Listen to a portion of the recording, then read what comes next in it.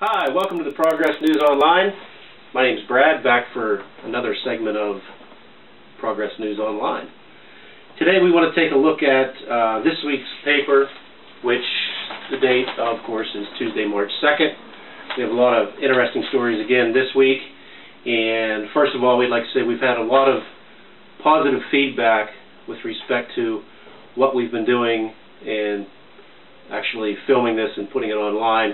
It gives people, I guess, maybe an easier chance to just sit and see what's going on, and if they're interested, I guess they could pick up the paper and take a look in more depth.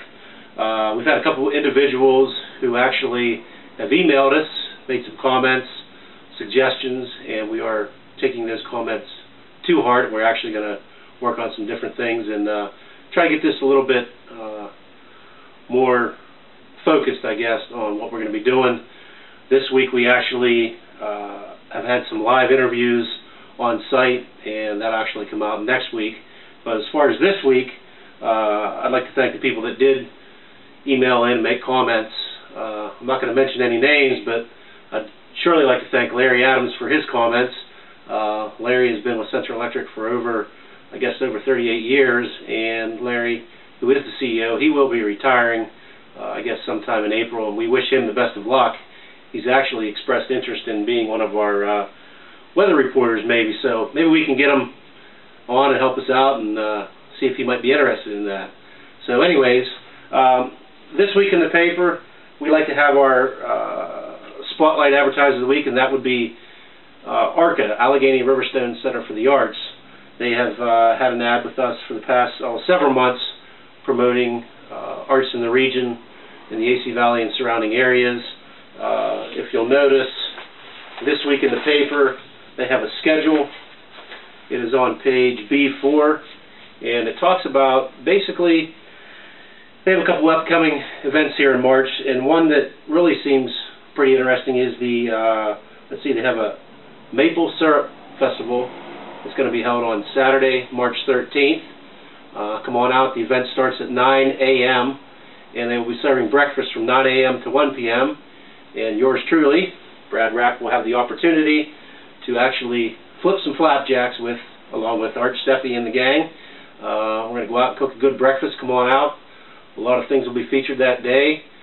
If you really don't understand maybe the process of how you get maple syrup, well, they're going to have weather permitting, they will have a wagon that will be, I guess, traversing along the farm in the woods, and you can actually go out and gather the maple syrup and see how it's done. A great educational aspect for children and anybody who really wants to maybe get into the outdoors and see how this takes place. But anyways, at 9 a.m. they will have a breakfast. Absolutely everybody, the public is welcome to attend. We actually encourage it. The day will be followed by, wagon rides. They'll have kind of a sort of impromptu jazz band playing throughout the day, as well as the Sugar House Tour, Bluegrass Jam. The event will be held from 9 to 5, and after 5 p.m.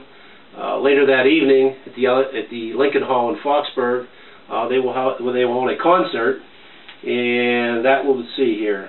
Maple Syrup Festival on March 13th will close Saturday evening with a special bluegrass concert at Lincoln Hall in Foxburg. The concert will feature Poverty Hollow, one of the up-and-coming bluegrass bands in the state. So if you're interested in bluegrass and maybe taking in the day up at the Allegheny Riverstone Farms, it's a great day. A lot of entertainment going on, and you can cap it off with a nice concert at Lincoln Hall. So we'd like to thank Allegheny Riverstone Center for the Arts and for what they've accomplished in the area and continue to grow and help the local area out. Something else going on the paper, the Pine Hollow Rod and Gun Club. This event is actually, let's see here, on March 18th, the Pine Hollow Rod and Gun Club will hold a hunter-trapper education class. That is on March 18th and on March 20th. You must attend both days. You can check the details out in the paper on page 4. For information, you can call Jim Kirkpatrick, 724-399-2371. So it sounds like a good educational opportunity for young kids who are interested in getting into the outdoors and learning a little bit and you might as well learn the right way and enjoy it the rest of your life. So we encourage you to check that out.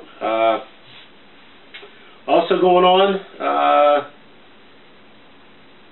I'd like to express my condolences to the Helmenthaler family for the loss of their father, husband. As you know, Dick was a sports writer for the Sports Glimpses here at the Progress News for over 20-some years, and he was a great asset to our company, and he really, you could tell he just really enjoyed people and getting out. One of the things that he would always come in and talk to me, but you know what? He'd always follow it with a joke, and he always left. Whenever he left, he made sure you had a smile on your face, and he was just a great individual who cared about people, and we're going to miss him. So my condolences to their family. We wish you guys the best. So with that said, I'd also like to cap this off with talking about the Marcellus Shale. As I said, we've featured this article, these stories, because it is pretty much the future of, we believe, of Pennsylvania. There's a bunch of things going on right now in the industry. There was an article in the Pittsburgh Post-Gazette this past weekend, and it talked about Marcellus Shale could be a boon or a bane for landowners. People have received as much as $5,000 an acre, not necessarily in this part, but going out east where the shale is thicker. And currently in this area, where the depth ranges from about 50 to maybe 125, 150 feet, those areas have the potential to do very well. So there's a couple of actual wells in the area that have been drilled as Marcellus wells, and I guess maybe a lot of people are waiting to see what the impact of those wells will draw. So we'll keep you posted on that. But also this article talks about landowners, and how much the companies offer depends largely on how much they expect to get for the gas they find. Well, in the summer of 2008, Gene Parton joined with two of his Cecil neighbors owning a total of approximately 100 acres. So they kind of went together, formed a little coalition to bargain with Range Resources. In July, the wholesale price of natural gas approached records set in 2005. Range offered the trio $4,000 per acre for the gas and mineral rights with a 17.5% royalty.